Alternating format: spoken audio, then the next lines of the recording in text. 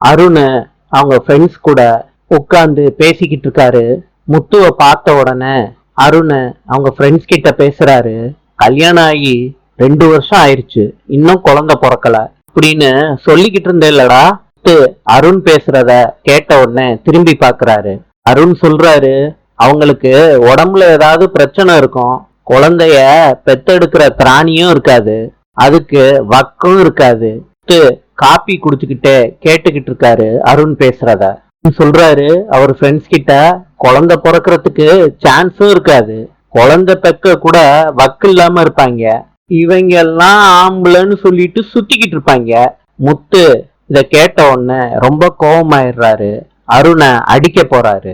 கிட்ட சொல்றாரு, நானும் அமைதியா இருக்கணும்னு நினைச்சுக்கிட்டு இருந்தா பேசி பேசி வெறுப்பேத்திரியாடா. அருண் சொல்றாரு, முத்து யாரா நீ, உன்னைய பத்தி நான் எதுக்குடா பேசணும்?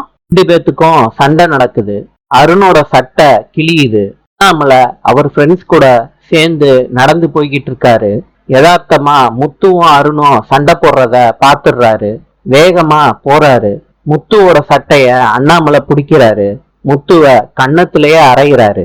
முத்து அண்ணாமலை வருவாருன்னு கொஞ்சம் கூட எதிர்பார்க்கல. அதிர்ச்சி ஆயிடுறாரு. நாளை சந்திப்போம்.